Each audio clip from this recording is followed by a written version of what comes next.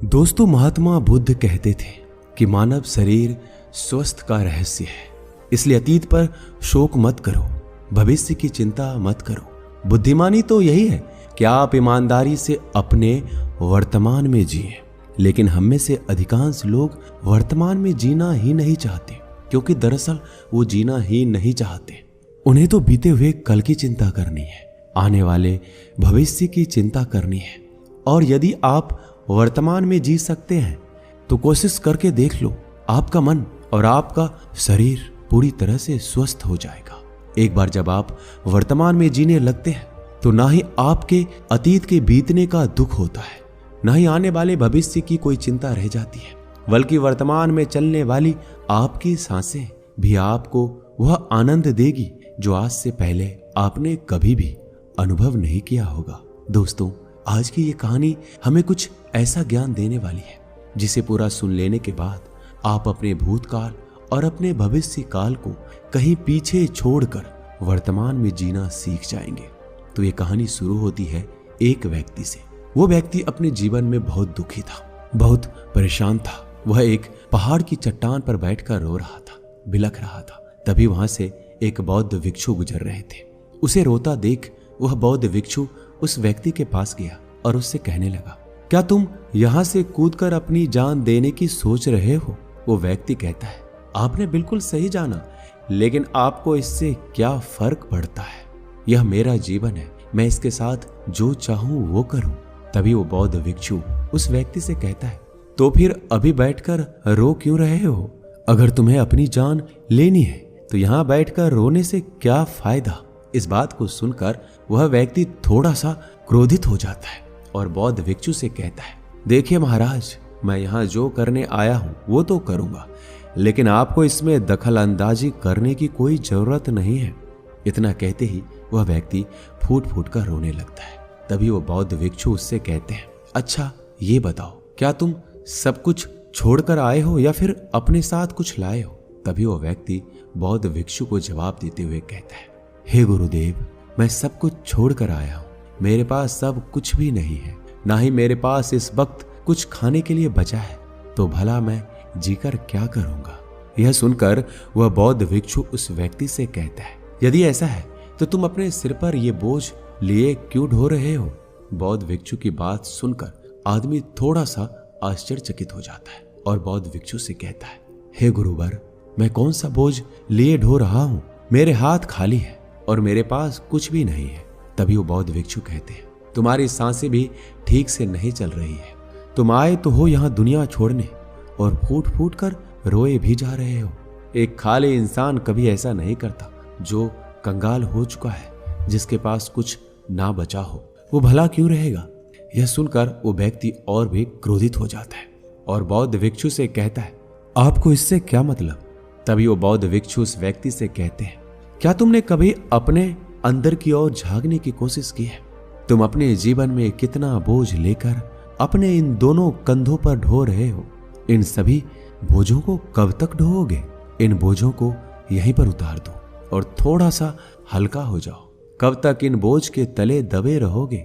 जैसे ही उस व्यक्ति ने उस बौद्ध भिक्षु के मुंह से ये सारी बातें सुनी, वह तुरंत ही उनके चरणों में गिर पड़ा और हाथ जोड़कर कहने लगा, हे गुरुदेव, अभी तक मुझे कोई नहीं समझ पाया। यहाँ से कई लोग आए और गुजर गए, लेकिन किसी ने मुझसे ये सब नहीं कहा। आपने तो मेरे मन की बात पढ़ ली है। यहाँ तक कि मेरे घर वाले भी मुझे नहीं समझ पाए, लेकिन आपने एक बार में ही मुझे पूरी तरह से जान लिया है। आगे वह व्यक्ति बौद्ध भिक्षु से कहता है, क्या आप मेरी समस्या का समाधान कर सकते हैं? बौद्ध भिक्षु कहता है, कहाँ है समस्या? व्यक्ति कहता है, मेरे घर पर, आप मेरे साथ चलिए। वह बौद्ध भिक्षु उस व्यक्ति से कहता है, नहीं, समस्या तुम्हारे घर पर नहीं है। वह व्यक्ति कहता है, नहीं नहीं गुरुदेव, समस्या मेरे घर पर ही है, आप मेरे साथ एक बार चलकर तो देखिए। वह बौद्ध भिक्षु उस व्यक्ति को समझाते हुए कहता है, समस्या तुम्हारे घर पर नहीं है, तुम्हारे भीतर है। क्या तुमने कभी अपने भीतर झांकने की कोशिश की है? सारी समस्याएं तुम्हारे भीतर है। जब तक तुम उसका समाधान नहीं करोगे, तुम्हें हर जगह हर समय समस्या ही दिखेगी। और यदि समस्या तुम्हारे घर पर है तो तुम इस पहाड़ की चोटी पर क्या कर रहे हो? तुम तो कह रहे थे तुमने पीछे सब कुछ छोड़ दिया है, अपना घर, परिवार, अपने सगे संबंधी। और यदि तुमने ये सारी चीजें छोड़ ही दी है तो तुम्हारी समस्या भी वहीं छूट गई है। फिर तुम इतने परेशान क्यों? उस बौद्ध भिक्षु के मुंह से ये सारी बातें सुनकर वह व्यक्ति कहता है, हे गुरुवर, आप सही कहते हैं, मैं आपकी बातों को समझ पा रहा हूं। कमी तो मेरे ही अंदर है, मैं ही किसी काम का नहीं हूं। जब भी कोई काम करने जाता हूं तो सब बिगाड़ देता हूं। मेरे हाथों सारे काम गड़बड़ हो जाते हैं। मैंने आज तक कोई भी काम ढंग का नहीं किया है। मेरी तो किस्मत ही खराब है। उस व्यक्ति के मुख से ये सारी बातें सुनकर बौद्ध भिक्षु मुस्कुराने लगे और उस व्यक्ति से कहा, अच्छा, तुम्हें लगता है तुम्हारी किस्मत खराब है, तो मुझे ये बताओ क्या खराबी है तुम्हारे किस्मत में? तभी वो व्यक्ति उस बौद्ध भिक्षु से कहता है, हे गुरुवर, मुझे व्यापार करना था और व्यापार करने के लिए मुझे धन की आवश्यकता थी, इसलिए मैंने अपने परिवार से थोड़ा सा धन लिया और उसी धन से मैंने अच्छा सा व्यापार खड़ा किया। लेकिन गुरुवर, मेरा व्यापार ज्यादा दिन तक नहीं चल सका। शुरू में मेरे परिवार वालों ने मेरा पूरा साथ दिया, सब कुछ ठीक चल रहा था, लेकिन धीरे धीरे मेरे व्यापार में नुकसान होने लगा। यह सब देख मेरे परिवार वाले मुझसे नाराज हो गए, मुझसे दूर चले गए। मैं तो चाहता था कि मैं अच्छा व्यापार करूं, अच्छा धन कमाऊं, ताकि अपने परिवार को अच्छे से संभाल सकूं, उन्हें वो हर सुख सुविधा दे सकूं जिनकी उन्हें आवश्यकता है। मैंने तो उन्हीं के लिए ये सब कर रहा था, लेकिन वो लोग मुझे नहीं समझ पाए और मुझे इसका जिम्मेदार ठहराते हैं। और मुझे भी यही लगता है कि मैंने गलत किया है, क्योंकि मेरा एक मित्र है, उसने मेरे साथ व्यापार शुरू किया था, लेकिन उसका देखो, उसका व्यापार बहुत अच्छा चल रहा है। मेरा मित्र जब मेरे घर आते हैं तो अपने अच्छे व्यापार की बातें अवश्य बताता है। वो हमेशा कहता है कि किस तरह अपने दम पर व्यापार को खड़ा किया है और उसे चलाने में भी वह सक्षम है, किस तरीके से उसने जी तोड़ मेहनत की और अपने व्यापार को उन ऊंचाइयों तक ले गया। यह सब सुनकर मेरे परिवार वाले भी मुझसे कहते हैं, देखो, वो तेरा मित्र है, उसने अपने व्यापार को कहां ले गया, और तूने तो हमारी जमा की हुई पूंजी भी गवा दी, हमारा नुकसान करा दिया। मेरे परिवार वाले मुझसे हमेशा यही कहते हैं, तेरे बस का कुछ नहीं। इन तानों को सुन सुनकर मैं बड़ा परेशान हो चुका था, इसलिए मैंने कर्जे लिए, नया व्यापार खड़ा किया, लेकिन वहां भी मुझे मुंह की खानी पड़ी और मेरा व्यापार पूरी तरह से चौपट हो गया। अब तो हालात यह आ चुकी है कि मेरा घर भी अब गिरवी पड़ा हुआ है। अब आप ही बताइए गुरुवर, मैं क्या करूं? तभी वो बौद्ध भिक्षु उस व्यक्ति से कहता है, अच्छा, तुम्हें यह पता है कि तुम्हारा मित्र तुम्हारे पास क्यों आता था? तभी वो व्यक्ति कहता है, हाँ, मुझे अच्छी तरह से पता है। वो मुझे मेरे घर वालों के सामने नीचा दिखाने के लिए आता था, मेरी बुराई करने के लिए आता था। वह ये जताने आता था कि वह मुझसे व्यापार में कई गुना आगे है, श्रेष्ठ है। वह चाहता है कि मैं उसकी सफलता देखकर दुखी रहूं, तड़पता रहूं और परेशान रहूं। तभी वो बौद्ध भिक्षु उस व्यक्ति से कहता है, क्या तुम उसके व्यापार को देखकर सच में दुखी रहते थे? वो व्यक्ति कहता है, हाँ, इतना अच्छा व्यापार उसने खड़ा किया और मेरा व्यापार चौपट हो गया। यह देखकर मुझे तो दुख होगा गुरुवर, मुझे जलन तो होगी। तभी वो बौद्ध भिक्षु उस व्यक्ति से कहता है, तुम्हें किस बात का दुख था, असफलता का या फिर अपने दोस्त की सफलता का? तभी वो व्यक्ति बौद्ध भिक्षु से कहता है, मुझे असफल होने पर इतना पछतावा नहीं था, लेकिन मेरा मित्र इतना सफल हो चुका था कि उसे देखकर मुझे ईर्ष्या होती थी, मेरे अंदर जलन की भावना उत्पन्न होती थी और यही देखकर मैं दुखी रहता था, पछताता रहता था, तड़पता रहता था। तभी वो बौद्ध भिक्षु उस व्यक्ति से कहता है, इसका अर्थ तो ये हुआ कि अगर तुम्हारा मित्र भी असफल हो जाए तो तुम्हें खुशी होगी? वह व्यक्ति कहता है, जी हाँ, मुझे बड़ी खुशी होगी अगर वो असफल हो जाए, उसका व्यापार चौपट हो जाए। यह सुनकर बौद्ध भिक्षु फिर से मुस्कुराने लगे और उस व्यक्ति से कहते हैं, इसका अर्थ तो ये हुआ, तुम्हारी खुशी तुम्हारे मित्र पर निर्भर करती है। यदि वह चाहे तो तुम्हें खुश कर दे, यदि वह चाहे तो तुम्हें दुखी कर दे, क्योंकि तुम खुद से ना तो खुश हो सकते हो ना ही दुखी। तुम तो अपने मित्र के गुलाम बनकर रह चुके हो। अगर यही बात है तो तुम्हारी समस्या का कोई समाधान नहीं है, क्योंकि तुम्हारी खुशियां और तुम्हारी तकलीफें यह सब दूसरों के व्यवहार पर निर्भर करती है। तुम्हारी कर्मों से तुम्हारा तो कुछ हुआ नहीं, ना तो तुम अपने कर्मों से खुश हो सके ना ही दुखी, इसलिए तुम्हारी समस्या का मैं कोई समाधान नहीं कर सकता। तभी वो व्यक्ति बौद्ध भिक्षु से कहता है, हे गुरुवर, ऐसा मत कहिए, मुझे आपसे बात करते करते बहुत आशा हो गई है, क्योंकि आप ही वह हैं जिन्होंने मुझे जाना है, मुझे समझा है। गुरुवर, मैं आपसे विनती करता हूं कि मेरे इस समस्या का समाधान मुझे आप बताइए। तभी वो बौद्ध भिक्षु उस व्यक्ति से कहता है, जब हम दूसरों से आशा बांध लेते हैं तब हम दूसरों पर पूरी तरह से निर्भर हो जाते हैं। अगर मैं तुम्हें कोई भी रास्ता ना बताऊं, मैं तुम्हें तुम्हारी समस्या का समाधान ना दूं, तो तुम इस तरह से दुखी रहोगे, रोते रहोगे, बिलखते रहोगे। अगर मैं तुम्हें कोई रास्ता बता दूं, तुम्हें कोई समाधान बता दूं, तो हो सकता है कि तुम्हें कुछ मिल जाए।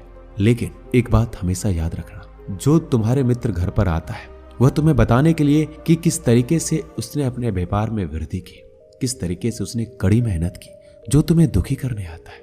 लेकिन तुमने कभी ये गौर किया है, तुम्हारा मित्र बात तो सच्ची कर रहा है, किस तरह से उसने अपने जीवन में वह संघर्ष किया और उस मुकाम पर पहुंचा।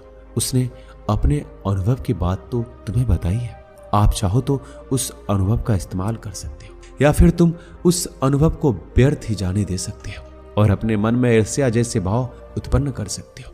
समझदारी तो इसी में है कि वह तुम्हें अपने अनुभव के बारे में बता रहा है कि किस तरह से उसने संघर्ष किया है अपने जीवन में। अपने व्यापार को उस ऊंचाई तक पहुंचाने के लिए तुम अपनी बुद्धि का इस्तेमाल करो, उसके अनुभव का इस्तेमाल करो, उसके ज्ञान का इस्तेमाल करो। तुम्हें तो खुश होना चाहिए। तुम्हें जो अनुभव चाहिए था तुम्हारे मित्र तुम्हारे घर पर आकर दे रहा है। इस पर तो तुम्हें अपने मित्र का आभार प्रकट करना चाहिए, क्योंकि घर बैठे बैठे तुम्हें वह अनुभव प्राप्त हो रहा है जो तुम अपने जीवन से प्राप्त नहीं कर सके। इसलिए आगे बढ़ो, संघर्ष करो, उस अनुभव का इस्तेमाल करो। कभी हार मत मानो, क्योंकि समय ही एक ऐसी खूबी है, समय चाहे जैसा भी हो बदलता जरूर है। इसलिए समय चाहे जैसा भी हो, अच्छा या बुरा, दोनों का गुजरना तय है। लेकिन सबसे जरूरी यहाँ पर समझने वाली बात यह है कि इन दोनों वक्त को देखने के लिए तुम्हारा जीवित रहना आवश्यक है। और तुम्हारा अच्छा वक्त शुरू होगा तो तुम अपने संघर्ष से अपने व्यापार को खड़ा करोगे और अपने व्यापार को उन ऊंचाइयों तक ले जाओगे। तब वही तुम्हारा मित्र तुम्हारे सफलता के नहीं, तुम्हारी असफलता के गुण गाएंगे, ताकि तुम उनकी तरह कोई गलत निर्णय लो और तुम उन्हीं की तरह बर्बाद हो जाओ। और यहाँ पर तुम्हें अपनी बुद्धि का इस्तेमाल करना होगा। तुम्हें उनकी बातों पर ध्यान ना देकर बल्कि अपने बुद्धि का प्रयोग करना होगा, क्योंकि उस समय वो तुम्हें सुखी नहीं दुखी करने आएंगे। क्योंकि उसे भी तुम्हें दुखी देखकर उतना ही मजा आएगा जितना कि तुम्हें उसे दुखी देखकर आएगा। ये सारी बातें सुनकर वो व्यक्ति बौद्ध भिक्षु से कहता है कि हे गुरुवर, आप बिल्कुल ठीक कह रहे हो। मेरे जीवन को मैं नहीं चला रहा, बल्कि मेरे सगे संबंधी और मित्र चला रहे हैं, जो मेरे जीवन में सुख और दुख भरे जा रहे हैं। लेकिन गुरुवर, मेरा यहाँ पर एक प्रश्न है। जब मैंने व्यापार खड़ा किया था तो मेरा उद्देश्य यही था कि मैं अपने परिवार को सुखी कर सकूं, उनको वो सुख सुविधाएं दे सकूं। क्या अपने परिवार के लिए ये सारी बातें सोचना गलत है? मैं तो अपने परिवार के लिए सब कुछ कर रहा था, लेकिन व्यापार में नुकसान होने के बाद वो परिवार भी मुझे छोड़कर चला गया। इस पर बौद्ध भिक्षु मुस्कुराने लगे। तभी वो व्यक्ति बौद्ध भिक्षु से कहता है, इसमें मुस्कुराने की क्या बात है? क्या मैंने कोई गलत प्रश्न पूछ लिया? तभी वो बौद्ध भिक्षु कहते हैं, नहीं, हर व्यक्ति यही चाहता है कि कोई उसके गलती पर सांत्वना दे, कोई उसके गलती पर सांत्वना दे, और तुम भी वही चाहते हो।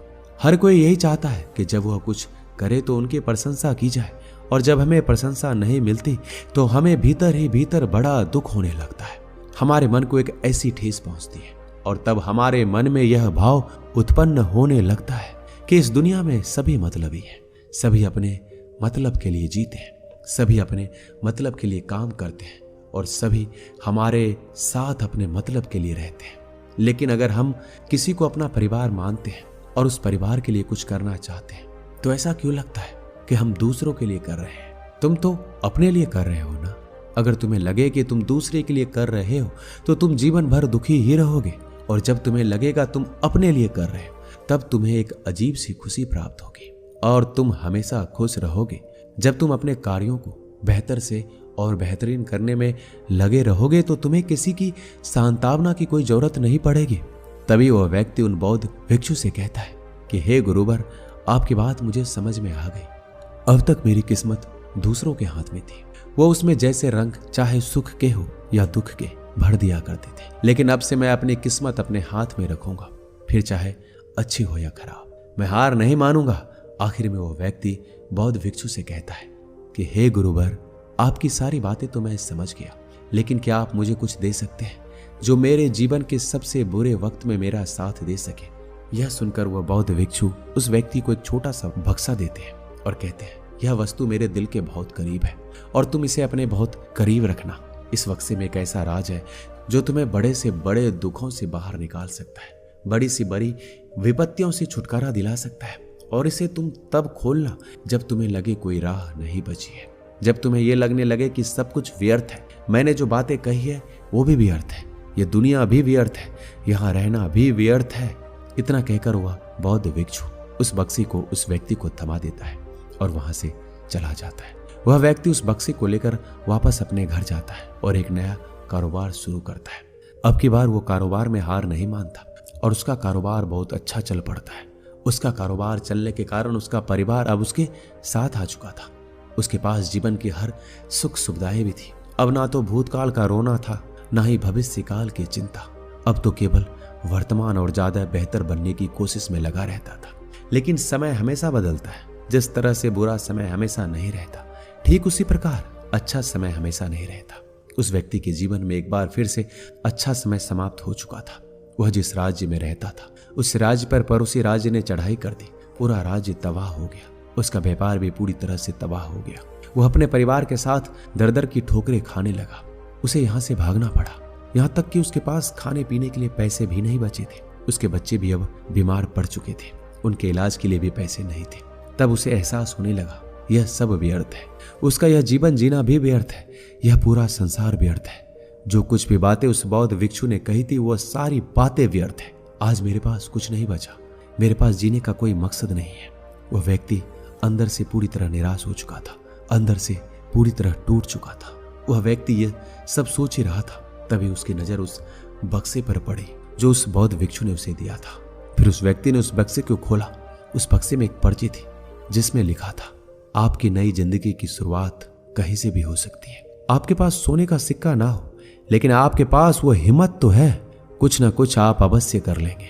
उस पर्ची को पढ़ने के बाद उस व्यक्ति के मन में एक बार फिर से आशा की लहर दौड़ पड़ी और अपने जीवन में फिर से हिम्मत बांध ली और उन ऊंचाइयों को छूने के लिए फिर से मेहनत करने लगा। दोस्तों, इस वीडियो में बस इतना ही। उम्मीद है इस वीडियो से आपने बहुत कुछ सीखा होगा। मिलते हैं अगली वीडियो में। अपना ख्याल रखिएगा। धन्यवाद।